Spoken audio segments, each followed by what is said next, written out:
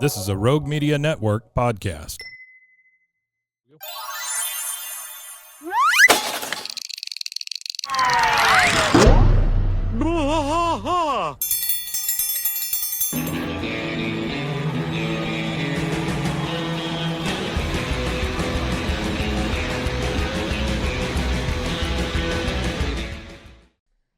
Hey there, hi there, ho there. How are you guys? Welcome to Blah. King of the Hill podcast. I'm Mike. And I am still rusty. He is still rusty. All right, so I'm going to start this by giving you guys a big mea culpa. I really thought we were in Austin last week. We will actually be in Austin this week, starting Thursday. So there you go. Now, the one thing that I won't be able to do make it till Friday, but I'll be there. Yeah, I got you. The one thing we do want to show is that's the new poster, which is nice. So that should get everybody excited. Oh shoot! You know what I did? I forgot. I had a big 24 by 36 printed of the new poster. Oh, for the wall. Yeah. I need to get it back there.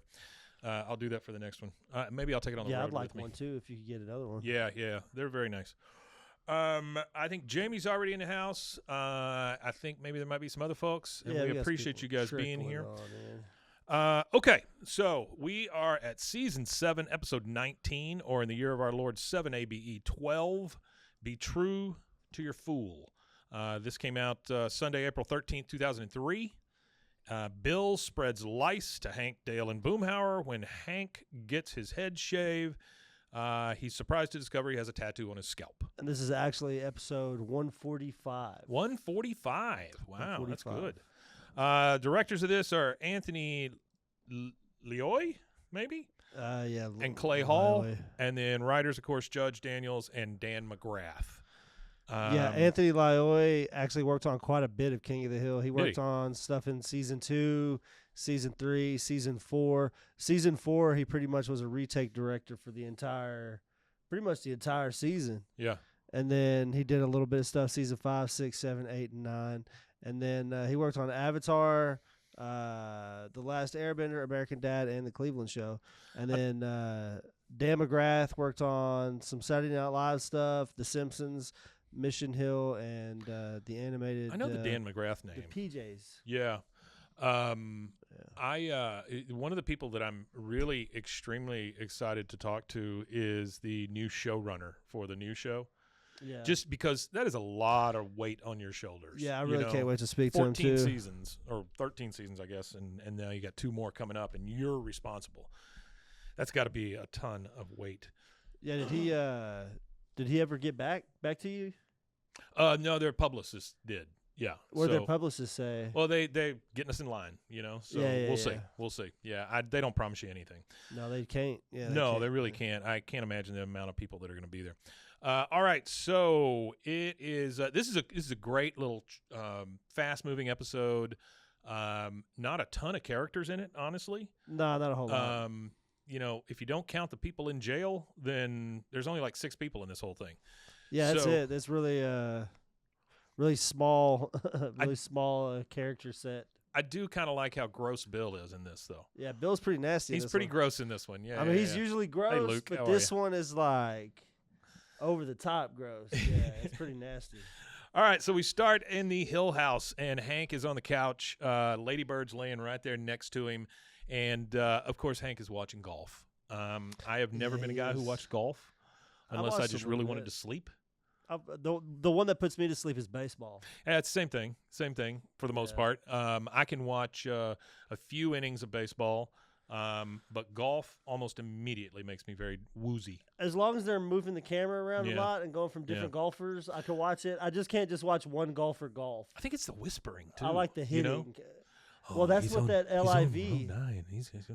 The LIV golf. Is that the Saudi Arabian one? I don't know if it's or Saudi. whatever. I don't know if the Saudis had anything to do with it, but I know it was a more exciting version of golf. Oh, okay. They played, walkout music. Like tackle each other? Like, no tackling. It was just like you could tackle, but more only on of a brosphere. They broed it up a little bit, Let's see. Jamie says he only goes to White Sox games for the beers. Yeah, I get that. Nothing wrong with that. Luke also says soccer, tennis, golf, baseball. I think there's cheaper ways to get drunk. Soccer's tough on me, man. Soccer, oof, boy, that's rough. Luke says it's garbage. I'm not going to go that far. I like soccer. But, I can watch soccer and I can watch tennis because they're both pretty active sports. Tennis is pretty active. Golf and baseball is just not active enough. When I was a kid, my family and I used to watch a lot of tennis. I don't know why, but because we weren't certainly not built to play tennis. My mom loves tennis. But anyway, he's on the couch and he's watching some golf, and we hear the announcer. He approaches the green. He thinks better of it and backs away 2 steps, 3 steps. And Hank is just like, I mean, he is totally into this thing, right? He starts inching up on the thing, getting closer and closer to the TV. He goes, "Oh, wake up, girl. You don't want to miss all the excitement." He's trying to wake up his damn dog so the dog doesn't miss the golf excitement. Like the dog gives a damn. And then you hear the announcer one more time. Wesley Tongue is now 3 inches from the putting surface. Electrifying, heart-pounding. That grass was topped a few days ago, but it's still a bit thick. A terrible challenge.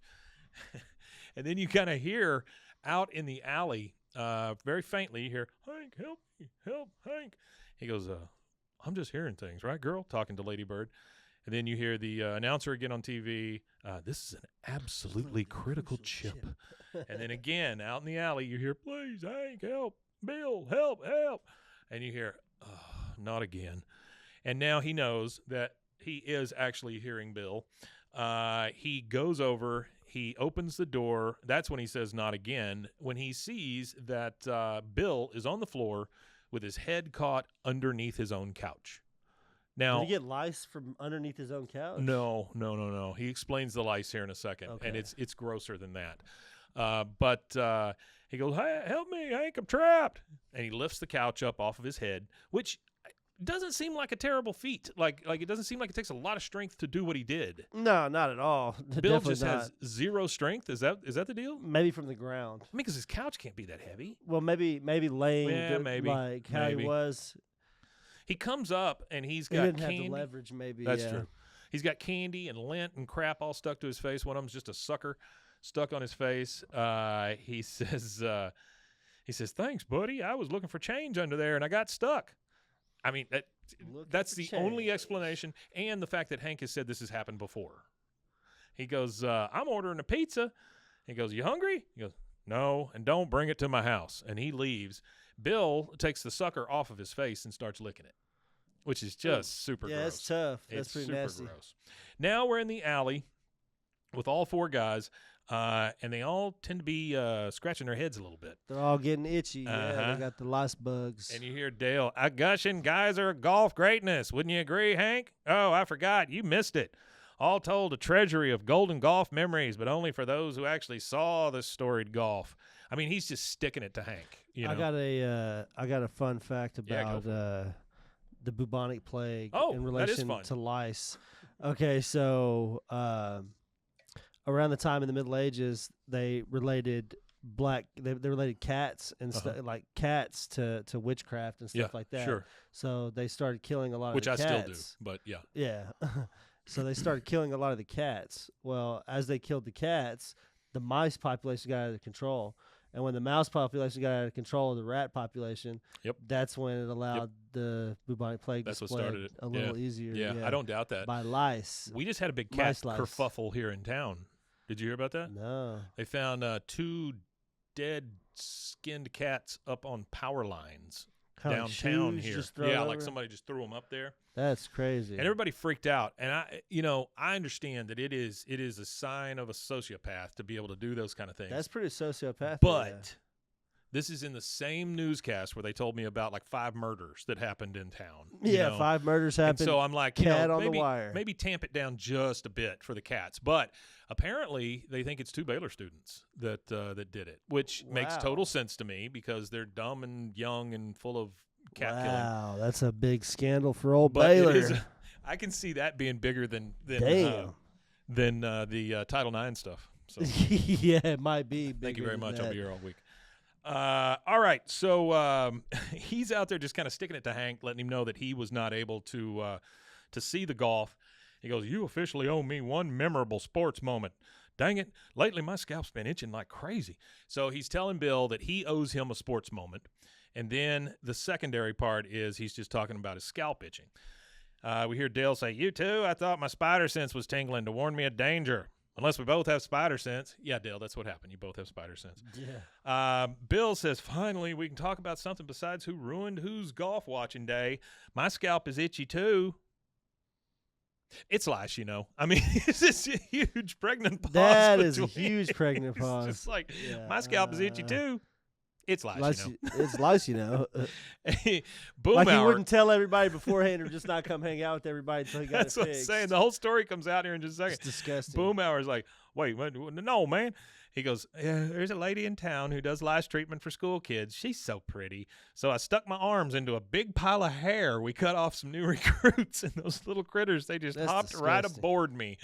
If any of you guys know a better way to meet a lice lady, I'd like to hear it. A lice lady. There's probably about 1,000 better ways to meet the lice lady than sticking your arms in lice. That is a great story, though. That is so funny. Licencious.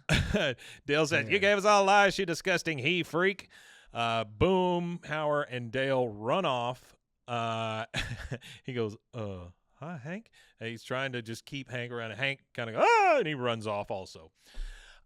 Next thing we see is Hank, Dale, and Boomhauer are in one of their bathrooms, and all of them have shampoo on their heads. It's all worked up and lathered, so they got the big puffy heads. And Boom is I'm sorry, they're in Boomhauer's bathroom, and Dale is over there like playing with the bidet, number one. But Dale says, Boomhauer, your bathroom is gorgeous. Can I bring Nancy by tonight after dinner just to show her the bathroom? Just to show her his bathroom. That'd be great. Yeah. That's a good one. Hank says, okay, everybody, heads in the tub. And he puts their heads in the tub, and he showers them all off, right, to get the lice out or get the shampoo out, we find out. He goes, now, according to the label, all the lice should be dead, and our hair should be bouncy and manageable. So how's everybody feel? And then they start itching real, real hard, There's several of those pregnant pauses in here that they use for the punchlines of jokes, and they're all really well-timed. Like, it's really good stuff. Oh, yeah, there's some really good jokes. Boomhauer says, man, dang old bunkered in, man. Talk about clean out now, man. I got no dang into this stuff, man. And then Dale picks up the toilet brush and starts scrubbing his head and going, die. Then we go over to the alley. We've got all three of the guys there, no Bill. And you hear, yep. Mm-hmm. And he's just rolling on the ground, Dale is, just scratching his head so hard. He goes, pull it together, Dale. I don't want to have to put the plastic cone around your neck, which pays off here in just a little bit. That would be hilarious. Yeah, no kidding. Now we're at the Hill House around the breakfast table. It's this is one of my favorite scenes in this episode. Hank and Peggy. Yeah. Oh, so I am. Peggy says, Hank, lice are nothing to be ashamed of. If it's nothing, why are you still wearing your shower cap? She goes, am I? No. Why? Oh, so I am. That is so funny. I'll just take it off when I go outside where it'll be easier to take it off. Yeah, we know exactly what you're doing, lady. Take it off. She needs all that room, yeah. That goddamn Bill, ever since Lenore left him, I've done nothing but cut him slack. He sleeps on my car. He's always stealing Lady Bird's squeaky toys. Why would he steal her squeaky toys? Yeah, that part I really didn't understand. Yeah, that one's remember when he kept a chamber pot by his bed? These stories about Bill, they're just so they get worse. Wildly weird. He's got a chamber pot. He's stealing a dog's squeaky toys. And then he says he keeps burying his porno in our backyard. Why is he burying it? Yeah, I don't understand that either. His behaviors are troubling. He goes, I can't put up with it forever. It ends today. We now go to what would normally be all the guys standing in the alley. However, the three main guys, with the exception of Bill, are standing on this side of Hank's fence. Bill is still out in the alley. I wouldn't even let him in the alley. I'd be like, man, you got to get out of here. Well, he is so separated from them, right? Not even so separated. Go stand behind your house. Yeah, I don't want that shit. No, get the hell out of here, dude. Else. No, like you said, burying pornos in his yard. Burying pornos. Always saying, the one that gets me is the chamber pot. Pot. He keeps a chamber pot by his bed. How did that affect Hank? Well, not only that, the weird innuendo towards his wife. Like this dude is. I mean, he saved you from getting your ass kicked one time. That doesn't exonerate him. I guess that means that Bill's just lifetime of being a piece of shit. I guess that means that Bill was just taking a shit in a bowl next to his bed. Is that what he was doing? Yeah, I mean, it has to be, right? That's what a chamber pot is. Or he was just getting really drunk and needed somewhere to piss. And didn't want to have to get out of bed, I guess. Anyway, we're in the backyard with Hank and Dale and Boomhauer, and then we got Bill all the way across the street at the other fence, and you hear, yep. And then Bill from back, yep. Like, just he's so far away from him. Hank says, well, the lice lady's booked up for weeks. Big epidemic at this Club Scout Jamboree. That's a good joke. She says she's the only thing we can do is shave our heads. Dale says, ding, better idea. As an exterminator, I will take steps to spare us the shame of hairlessness. He pulls his cone down. So he did have the freaking cone on he actually had a cone on. He like pulls it down, so now it's going up like this, instead of out. Like a collar. He goes, a mixture of malathion and lanolin, fairly harmless according to the government, which has been squirting it at you for most of your life. I actually looked those up. Yeah. So malathion actually is it can treat head lice. Okay. But it's a organophosphate insecticide used to control a variety of insects, including mosquitoes, and is also found in some products for indoor pest control. It is a broad spectrum insecticide. And then lindane is a gamma hexachlorocyclohexane. Oh my God. Which is an organochlorine insecticide that was used to treat head lice and scabies. Scabies. It's a neurotoxin. If you had scabies on your bingo card, you win. Yeah, it says here, lindane has been banned or restricted in many countries due to concerns about its neurotoxicity and potential long-term health effects. That's like Roundup for your head. I'm going to tell you that America's probably not one of those countries. Probably not. Probably not. I would guess not. I don't know, while he's talking about these chemicals, he picks up his big sprayer, right, with the hose on it. The kind you have to pump up sprayer, or whatever. Yeah. I forget what they call those. I've got a couple of them at the house. They're called pump sprayers. Pump sprayers. Yeah. Okay. Yeah. Well, I guess maybe I thought it was. I'm pretty sure. I think I'm no, that's what I would call it. That's what That's what I've known it as my whole life. And so he says the government's been squirting it at you all your life. He goes, dang it, Dale, I don't like the whole head shaving thing either. But he goes, yep. And then that came from Bill way across the alley. He goes, get lost, Bill, observe. And he says, simple enough.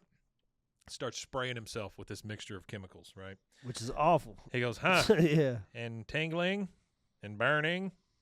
Itching, burning, and blindness, intense burning. Hank, get your hose! And he falls to the ground. He goes, now, Hank, now! And he just starts spraying him off. Dale's rolling on the ground. Boomhauer comes over with an ice chest and dumps it on his head.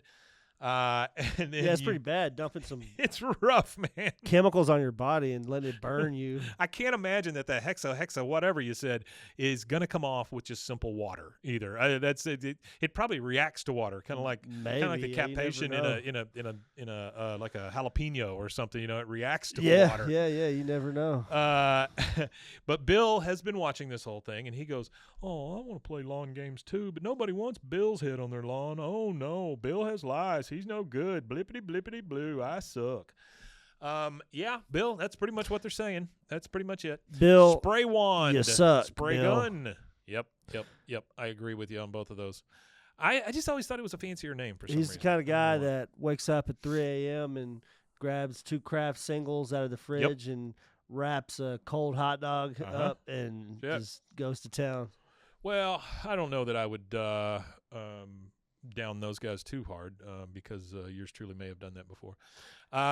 Jordan Linville, I finally caught you guys. We're glad you're here, Jordan. Yes. Thanks for being here. Glad you're Next here. scene we Pleasure see is at the liquor trunk. Now, this is a business in town. Am I mistaken if I say the liquor trunk is what replaced the bookstore that the liquor Peggy trunk worked at? Replaced the bookstore. If I'm not mistaken, the liquor trunk is what replaced Peggy's bookstore. I don't know if it was was it the liquor trunk? I thought it was the liquor trunk because he some puts kind up of that liquor banner name at the end, right? Yeah, some kind of liquor store. Yeah. If not, it should have been. We're at the liquor trunk. The guy at the cash register says, "You usually get a case." Bill comes up. He's buying a 6-pack by himself. He goes, "Oh, that's back when I had friends to share beer with. Can I drink here?" Cashier's like, "Nope." Can I drink here? That's actually like a that's a low. It's a low, but it's a crime to drink on the premises of a liquor store or even like a 7-Eleven or anything like that. Especially in Texas. Yes, very much so. Well, everything's a crime in Texas now. All of a sudden, Bill. The next thing we see, Bill is down to his. Everything's illegal here. Yep, Bill's down to his last beer. He's stumbling around. He's obviously pretty drunk.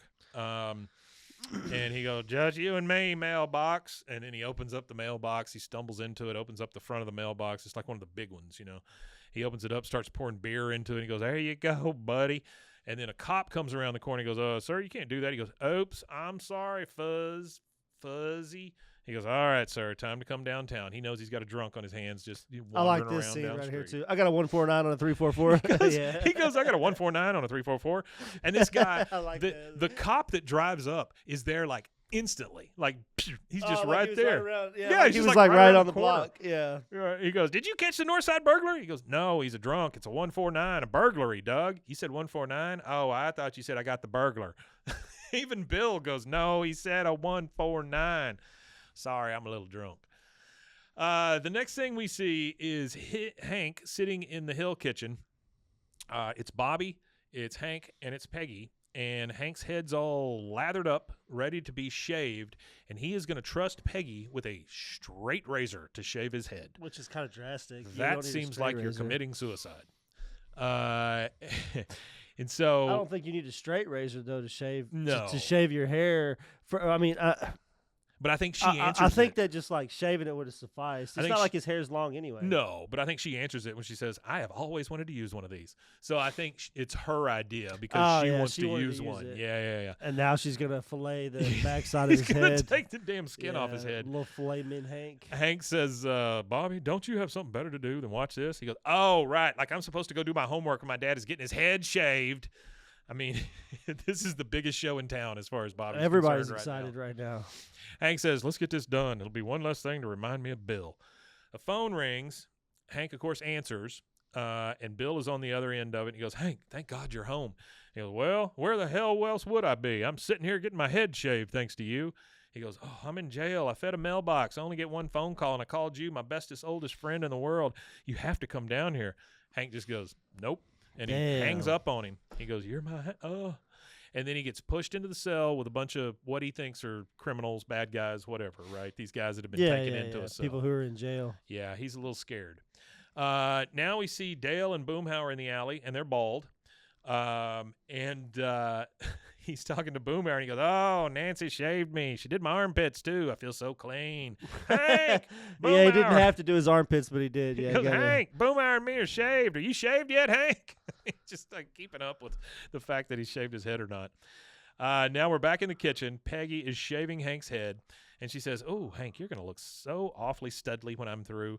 And Hank, and she sees part of a tattoo on the back of Hank's head, which is wild to me that you don't know that that's there. You don't even know it's there. Even the story that they tell, honestly, is not enough for me to understand how this happened. I don't have tattoos, but I know the next day you're going to feel it. So that's what I'm saying. How did he not know? That's exactly what I'm saying. Okay, you were drunk when you got it, is what we find out, but you don't know that happened the next day because when he's sitting in the tattoo chair, the guy has to shave his head to do it. Yeah, so it's still going to be shaved. So you're going to wake up the next day and go, where the hell did my hair go? You know, or whatever. Yeah. And you never looked in a mirror. Have Bill on your back of your head. You never looked in a mirror. Nobody ever said anything to you. And it never like started itching or anything. I mean, because tattoos itch after a while. You know, that's why you're supposed to keep them moist and stuff. Yeah.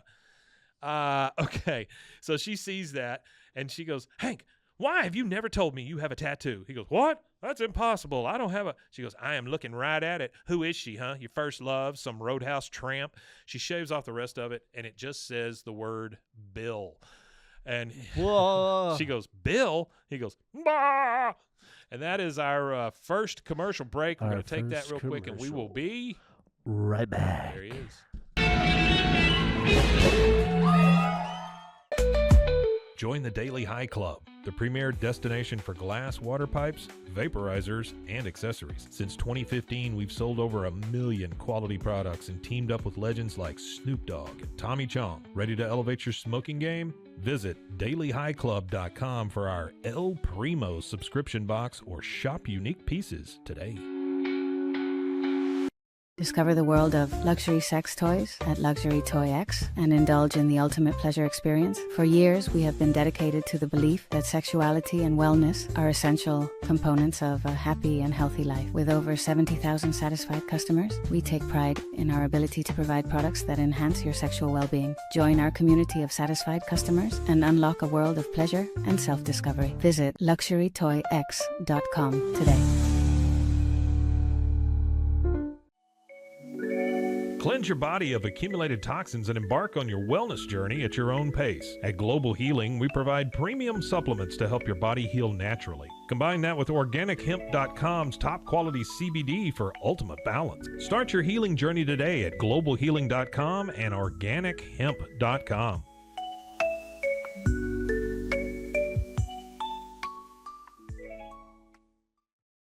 I'm Hunter, the founder of Hello Cake, and today we're digging into ED meds.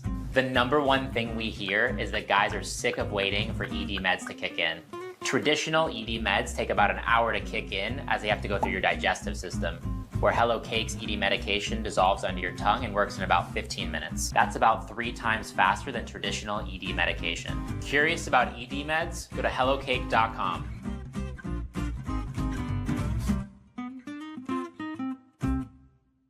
Relax with Hemp Delicious. Organically grown hemp, massively blended with delicious organic herbs, responsibly sourced for their holistic benefits. Each sip offers calming, antioxidant-rich wellness. Brewed just for you. Sip the calm with Hemp Delicious. Find your blend at hempdelicious.com.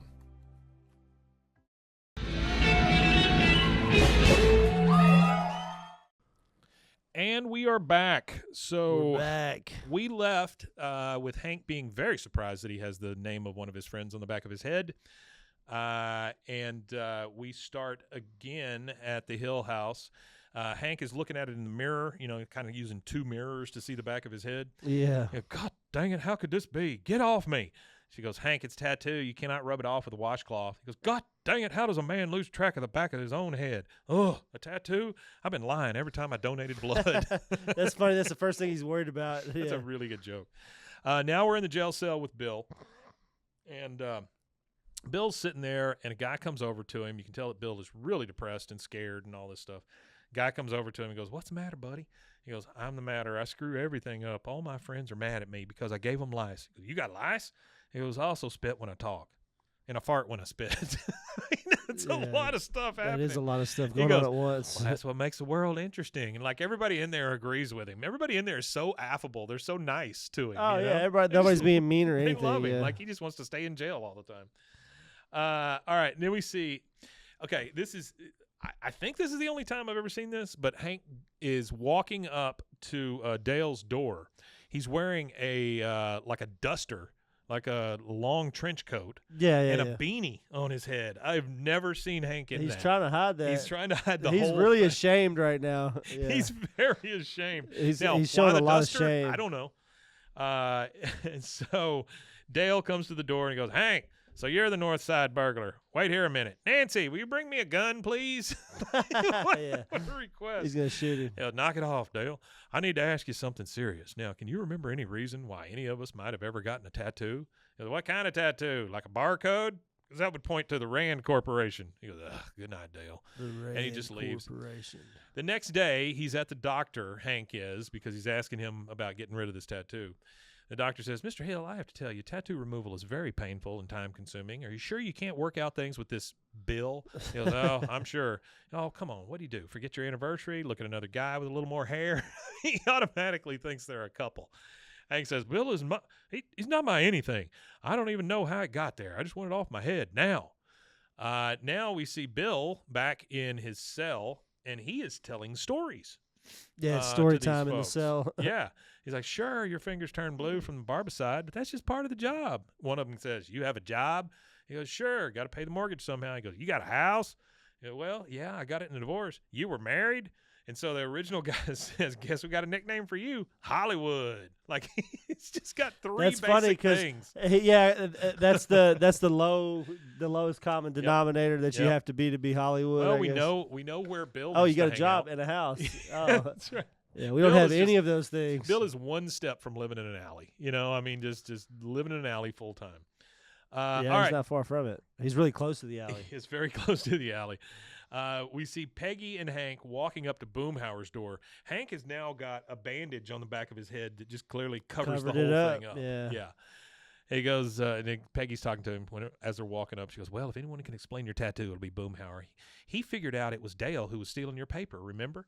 And Boomhauer actually opens the door before they even knock. Boomhauer says, hey, man, little old Hank, Peggy, hey, man, didn't even find a little skin art, did you, man? Dang old Hank, dang old wild man. They come inside. Peggy says, all right, Boomhauer, spill it. He's pouring whiskey for everybody or scotch or something. Whatever right? He's pouring, yeah. And he goes, tell you what, man, don't you go ahead and relax. Just sit down, Speck. I'm going to tell you a little story, man, about a long time ago when dang old Arlen far, far away. You know, talk about simpler time, man, bunch of crazy kids. Now we go into a flashback. This is the first time, I believe, where Whataburger is spelt differently. Because on the sign here, it says WHATTA burger. Oh, so this is Whataburger. So I don't know if they got in trouble or what, but this is the first time that I can remember it being spelt differently.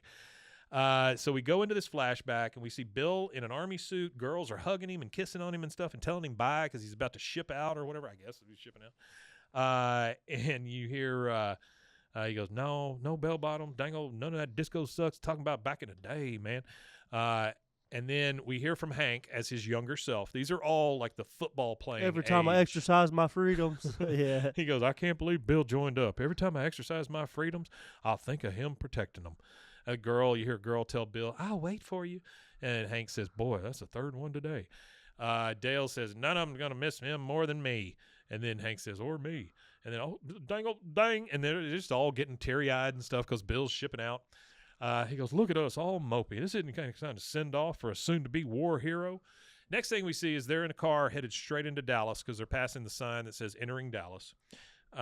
We hear from Dale. Which is coming up, I guess, my dad told me that going back into Dallas back in the day when you were coming into Dallas, it would be like Commerce, right, where you would come up there. Yeah. That's like the main – because I-35 didn't really do everything that it does now and all that. And he said, no, they've definitely added. When you would come in, you would come on Commerce, and you would come up pretty much right there by the book depository. Is Dallas where they were going when he told everybody to roll up their windows, lock the doors? Yeah, that's what I thought. Debutantes and crackheads. Debutantes and crackheads, that's right. So they're headed into Dallas, and you're just road trip, woo, Boomhauer, big old day, man. Here come party, Dallas. Can we see where Lee Harvey Oswald was framed? You hear Bill say, well, I just hope you fellas don't go and have too much fun while I'm gone. Hank says, well, we won't. This is the last night of fun we'll have till you get back. Now, I want to be the first one to buy the Army man a drink. They pass by a place, and it says the chainsaw on the outside. He goes, oh, chainsaw, huh? Probably a hangout for the lumber industry. Yeah, that was a good joke. They go inside, and it's obviously a punk club. Like there's a punk show going on. It's definitely punk. A lot of people with those leather vests and like pins in their face and all that stuff before it was even a thing. He goes, look out, enemies of America. Here comes our friend, Private First Class Bill Dotrieve. No, I think it's funny he calls him I know he's not calling them enemies of America, but that's how I interpreted it. Like he walks into the room, look out, enemies of America. Sure. Yeah, it's just a bunch of punk rock kids. Absolutely. Yeah. Dale says, the man, and Hank's like, to Bill, dang old man. And then you can tell they're starting to get a little tipsy. A little bit, yeah. A little tipsy. Hank says, play the gambler. Come on, play the game. He's shouting this at a punk band like they're going to play the gambler. Yeah, you got to know when to hold them. Got to know when to Got to know when to hold them. Know when to fold them. Yeah, they could do a punk rock version. Because every time I go in a hardware store and the guy says, okay, here's your bill, I'm going to say, no, it's not. This is my bill. And when he says that, he puts his arm out and he kind of spills a drink. Yeah, and it spills on one of the big guys over there, with he's got like the freedom spikes and the whole thing on his head. Hey, jackass, how'd you like to lose that finger? He goes, whoa there, you watch your language around G.I. Bill. And he pokes him.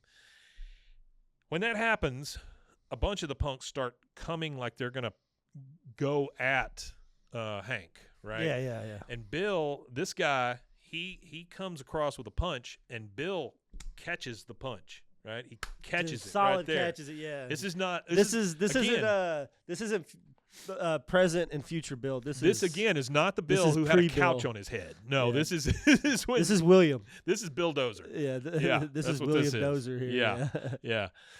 And Bill is just so calm looking at this guy, and he goes, "All right, take it easy, friend. Aren't we all just here to rock?"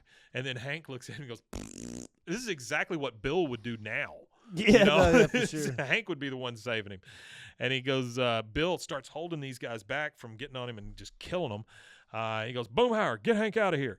And so they get out. And now we're back to the current times. And Hank says, so Bill saved my butt, and I never even thanked him. He goes, oh, yes, you did, man. And then we go back to the flashback. Hank is drunk on the street. Dale is throwing up. Really drunk. Dale is just puking his guts out. And we hear Bill say, Boomhauer, stick with Hank. It's going to be a while with Dale. Dale goes, I had a big dinner. And he's just still throwing up and stuff. And then Hank says, I tried to join up too, but they didn't take me. Narrow urethra, points to his wiener. He goes, Bill. And he sees a tattoo place that they're next to. Boomhauer's like, hey, man, no, man, no. And then we see no shirt Hank in the tattoo chair. He goes, big letters, here to here, Bill, B-I-L-L, Bill. And then he passes out. Tattoo guy's just like, all right. The tattoo guy's like, well, I kind of got to honor it. He paid for it. He's getting a tattoo. I don't know where he's going to get it, but he's getting one. Boomhauer says, hey, man, Dangle passed out cold, man. Let's let it go, man. He goes, I accepted his money. He's getting his ink. He goes, dang it. Oh, okay, man, but let's not across the Dangle chest, man. Find some place where Dangle's sun don't shine. Now we come back to current times. Yeah. And Boomhauer's still talking. He says, I've been talking about it like I thought you never know, man. A dang old lice threw in that dang old curveball, man. Just like got dang old Sandy Koufax, man. Sandy Koufax was a pitcher. Also was a inspiration for the name Sonny Koufax for the lead character that Adam Sandler played in the movie Big Daddy. Oh, really? Yeah, Sonny Koufax, okay. Sandy Koufax. It was kind of like a nod towards him. Sandy was a Yankee or a Met, one or the other. Had to be one or the other because of that name. I would think he was a Dodger. But it was probably Brooklyn Dodgers. At one point, yeah. Yeah. He was there for the switch. We are Brooklyn to L.A. We are in current times again. We're in Boomhauer's house, and Hank says, "Yeah, I guess I forgot all about the Bill that Bill used to be. I ought to kick my own ass." Here's your shitty Peggy moment. The real surprise here is that those poor lice could ever have survived off your cold, cold blood. Oh, damn. Damn it, woman. Come on. That's just a shitty thing to say. Hey, there's Artie. He says Dodger. Yep. Definitely not a good all right, so we're at the police station. Bill is putting on a sock puppet show in the cell. Dr. Milford, be straight with me. What have I got? It's a heart murmur. Tune in tomorrow. The guys in the cell are all like, oh, no, what happens? A heart murmur. I mean, you're putting on a puppet show with your socks, and one of the main points of this puppet show is that one of the puppets has a heart murmur. Yeah. See the doctor. Great writing from the staff room. Yeah. Blah, blah, blah, blah, blah, blah, blah. Says convention coming soon. How hyped are you guys? Very hyped. So hyped that I told you it was last week. So, it'll be this Thursday is when we're actually going. And, yes, we're starting earlier these days because it's 9:43 a.m. for you, but it's 9:43 p.m. for me. Yeah, Rusty started a job where he works overnights, and so we're having to start a little earlier. But, you can always catch us here. All right, so we hear Bill telling the guys, come on, fellas, you got to be patient now. And then cellmate number one, the one that originally asked him, are you feeling okay? He goes, man, jail was a lot less fun before you got here. And then the cop comes up and says, William Dotrieve, time for your court appearance. Now we go over to court, and we hear the judge say, William Dotrieve, $50 fine, don't do it again, you're free to go, pay on your way out.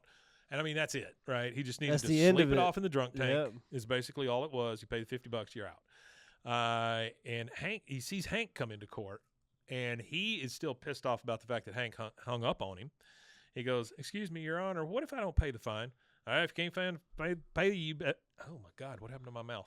He goes, if you can't pay, you have to spend 2 days in jail. He goes, well, I'm not paying. And you hear Hank just, what? And then you hear the judge say, whatever, 2 days in jail. He goes, thank you. And then he goes, Bill, what the heck are you doing? What do you want? Did you come back to mock me? Hank says, no, Bill, I came to help. He goes, well, you're a little late. I'm hanging up on you like you did to me, and I might stay here longer than 2 days. I'll commit another crime. Hell, I'll tell them I'm the North Side burglar. They'll lock me up and throw away the key. That'll show you. Yeah. Whoa. I mean, geez, right? That's crazy, Bill. Chill out. Hank says, come on, Bill, you're being crazy. He goes, bailiff, escort me to my home, please. My home. He goes, hey, I got an idea. He's talking to the bailiff. He goes, hey, you tell the guys that I'm back in the cell that I got electrocuted, and then I'll jump out and surprise them. What a great plan, Bill. He goes, Bill, no, That's an Bill, insane plan. wait. And that is going to take us to our second commercial break. We will take that, and we will be right back. There it is. OsleyMD.com. I've always had thin hair my whole life. It breaks off at a certain length. In the last 6 months, I've noticed it just really bad. I mean, you could totally see it. I wear a hat a lot. I tried several different products. My experience with the Bosley MD hair regrowth kit was amazing. It was easy to use. It let me take off my hat. I could go in public and have my picture taken and feel normal again. OsleyMD.com. Farmhounds offers natural treats and chews made with quality products that support family farms, regenerative agriculture, and humane farming practices. Give your dog the best with wholesome, organic ingredients that promote health and happiness. Shop now at farmhounds.com. Introducing Muck-Off's classic pink bike cleaner, powered by revolutionary nanotechnology that breaks down dirt and grime on a microscopic level while protecting your bike's delicate finish. Developed by our mad developer Alex and tested by riders, our products are made by riders for riders. Discover more at us.muc-off.com, where we break the mold to bring you the best in bike care. Protect your online privacy with NordVPN. Browse securely, access content from anywhere, and keep your data safe with military-grade encryption. Whether at home or on the go, NordVPN ensures your digital freedom. Stay secure. Download NordVPN today at nordvpn.com. That's NORDVPN.com. Looking for tickets to the hottest shows, games, and events? Ticket Liquidator is your one-stop shop for great prices, no hassles, and guaranteed tickets. Since 2003, we've been connecting buyers and sellers, providing access to sold-out events at prices lower than most secondary market options. Whether it's sports, theater, or concerts, our massive nationwide network ensures you get the tickets you want, guaranteed. For the best seats at the biggest events, start with Ticket Liquidator today at ticketliquidator.com. That's TICKETLIQUIDATOR.com. Ticket Liquidator.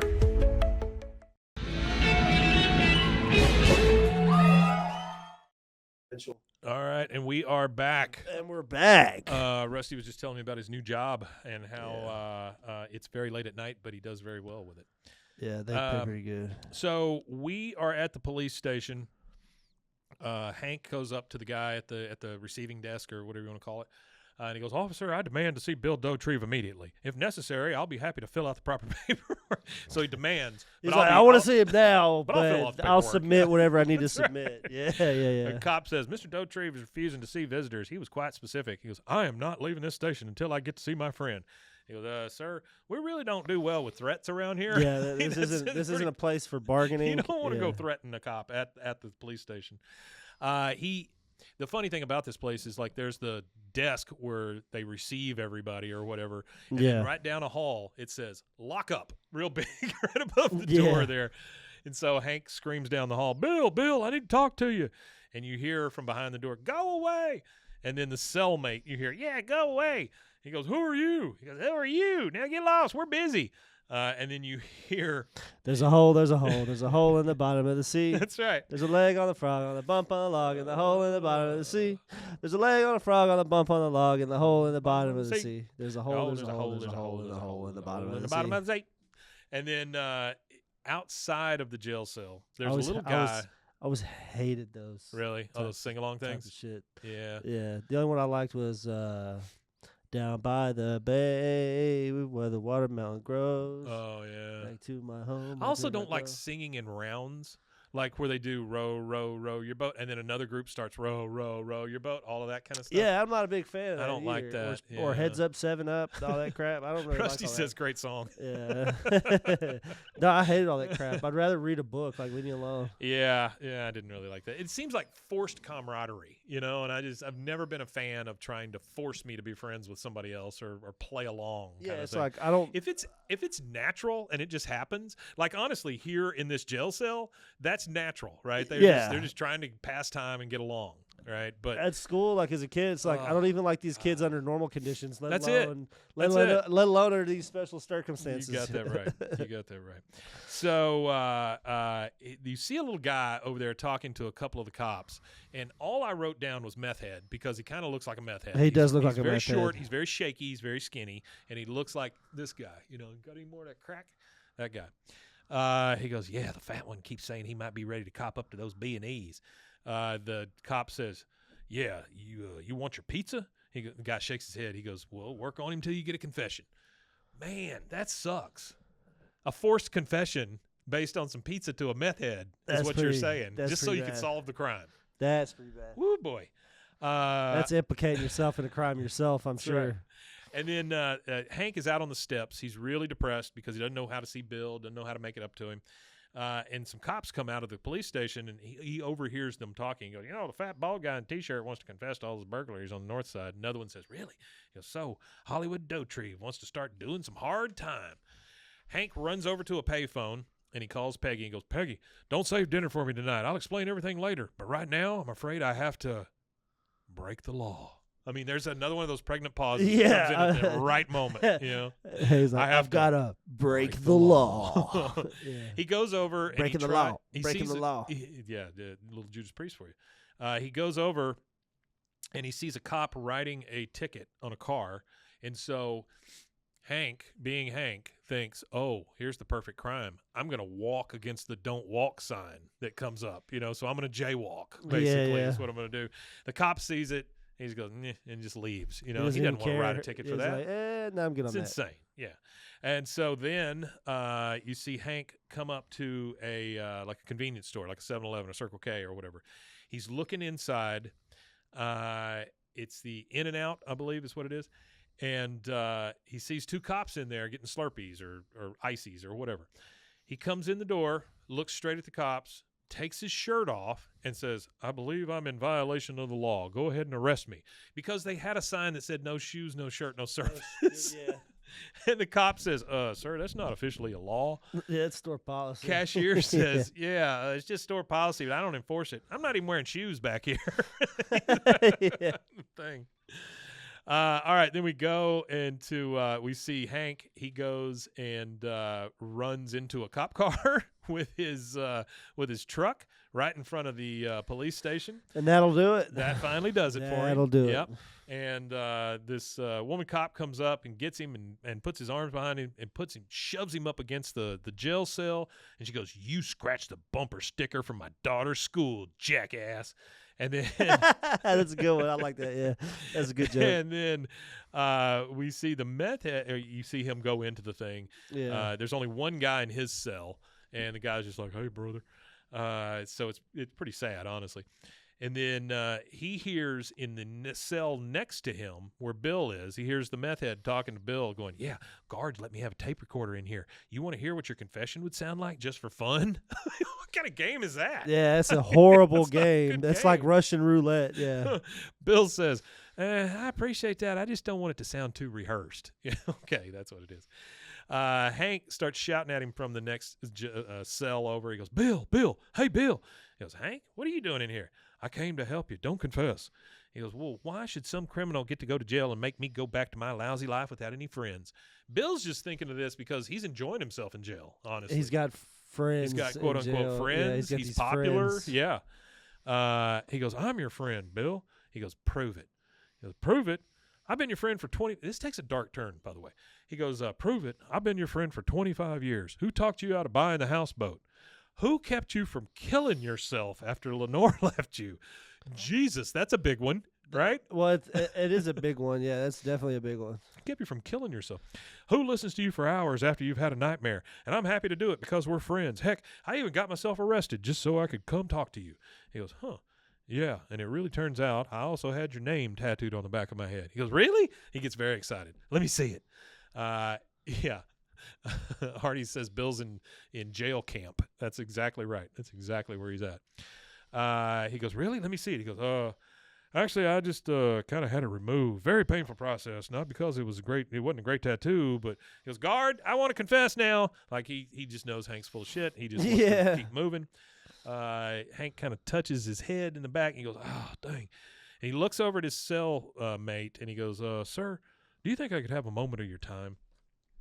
The next thing we see is the cellmate with Hank is giving Hank a tattoo back on the back of his head. Yeah, he's putting Bill back on his head. Yeah. Yep, and he's doing it with a safety pin. So if you don't know anything about those kind stick of tattoos, and poke, yeah, ink poke, poke, poke. You just got to keep poking at it and getting that ink under the skin. That is a painful way to get a tattoo right there. Yeah, I'm good. Yeah, no thank you. And he goes, gosh, that's smart. She goes, if you want, I can frame it with barbed wire or snakes. I mean, either way, he's got both. Yeah, barbed wire or snakes. Yeah, either way. Later, Hank is trying to get over at Rusty says they saved each other at one time or another. That's absolutely right. It's just hard to remember with Bill because he's just such a sad sack, you know. And, it just gets on their nerves. Yeah, he's tough. He's tough to deal with. With his chamber pot and his porn in the ground. Later, he's calling over to Bill. He goes, Bill, hey, Bill. He goes, now what? You still got that mirror? He goes, oh, look at that. He sticks the mirror out past the bars so he can see the back of Hank's head, and he sees it, and it is bad, by the way. It's not a good tattoo. It is real shaky, and it's got a little happy face over the eye. Yeah, right? a little smiley face. That's he funny. goes, well, look at that. I especially like the smiley face over the eye. He sees it in the mirror, and he goes, wow, that must have been incredibly painful. He goes, yep. Bill goes, yep. And so now we know that they're good with each other, right? But we also know that Hank is going to live with this shitty tattoo on the back of his head for the rest of his life. God, I hope they bring that up in the last 2 seasons. Yeah, it'd be nice to see it again. Yeah, see what I it would looks love like. that. I hope they do. Well, you know, if Hank's hair ever turns gray, maybe you can see through it. Yeah, like, maybe. You know, see it on his scalp or whatever. Or they erase it from the Later, Hank is asleep on the cot. He's got a sandwich on the floor next to him, which I'm sure the sandwiches in jail are great. And a cop comes through, and he's talking to Bill, and he goes, look like you're out early on good behavior.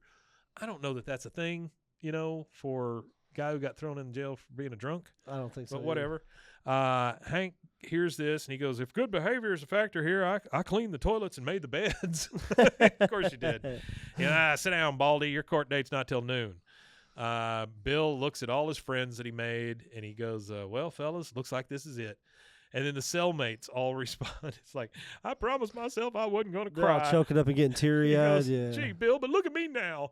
And then he comes over and says something to Hank, who's in the next cell. He goes, Hank, if you want, I can get myself locked up again to keep you company till noon. I mean, he would do that too, honestly. He would. He absolutely would. He's you could kick Bill, but he's like a dog. He's like a you kick him, but he's still gonna come on to you. He's like a roach, you know? It's like no matter what happens to him, he's coming back, right? He goes, no, you paid your debt to society, Bill. Now I'll pay mine. He goes, all right then. Okay.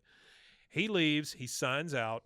And as he's signing, the cop says, Mr. Dotrieve, you're free to go, because he just sits right down next to the cop there, you know, on the bench where you're waiting. Yep. He goes, oh, that's okay. I'm waiting on a friend. And then that's how we fade out. He's just sitting there waiting for Hank, which is kind of sweet, honestly. Well, it is kind of sweet, yeah. Yep. And there's a hole. After the credits, you hear there's a hole. There's a hole in the bottom of the sea. That's it. That's it. And that is season 7, episode 19, or 7 ABE 12. Be true to your fool. Yeah, it was a good one. It was a really good one. Which is Artie says, I wonder if Bill. The title is a play on a title of the Beach Boys song, "Be True to Your School." Yeah. And the song that's playing in the bar scene, I forgot to mention this, in the punk rock band is a censored version of the Dead Kennedy song, Nazi Punks. Really? Yeah. Oh, wow, okay. Nazi Punks Must Die? Is that it? No, Nazi punks, fuck off. Oh, okay. Nazi punks, Yeah. Nazi punks, Nazi punks, fuck off. Okay. Yeah. Artie says he's wondering if Bill will be medicated for depression in the new episodes, which is very good. And you were right about the bookstore, the liquor trunk. Yeah. Rusty says getting close to season 8. Wow. Yep, you're absolutely right. We're getting there. And I would assume we're going to get through maybe 3-4 more episodes, and then the new ones will come out. So I don't know what we're going to do as far as that goes. We may have to start handling new episodes on Fridays or something like that. I don't know. We'll figure it out, though. But I think we should shift the new episodes to Monday and then do the old episodes on Fridays. Possibly. Yeah, we might do something like that. If you guys have any suggestions, let us know. But right now, I just want to thank you guys for hanging on with us and being here every time and being the greatest fans that we could ever ask for. We will be in Austin this weekend finally covering the ATX TV Festival. Yes. And just get ready. Follow our social accounts because I will be sending some stuff out on those. I'll be whatever you send out for King of the Hill stuff. Yeah. Just send to me and I'll post on all the socials too. And then I'm hoping that we get a little bit of footage that I can also post on Friday. Hopefully something. And I mean, if we get something on Thursday, I'll post it. It just kind of hang on this weekend, starting on Thursday, and we'll start posting some stuff. That is my pledge to you. I will post anything I have. It'll be myself. I'll be there the whole 3-4 days. Sheridan will come down and help us, and then Rusty's coming on Friday, and then if we can get an interview, he'll come back on Saturday. But there's a lot of stuff going on. So even if I post some stuff, it may not all strictly be King of the Hill related, but you'll get a bunch of stuff from ATX TV Festival. So we're looking forward to it. The ATX TV Festival. All right. If they want to follow us, how are they going to do that, and how are they going to get a hold of us? Follow us at BWAAA. That's 3 A's. BWAAAKOTH at gmail.com is our email, and BWAAAKOTH is everywhere on social media. That's it. There you go. That's it. And I believe that leaves us with just one thing left to say. A good god dang old Wimatanye. And what I like to say is Wimatanye indeed.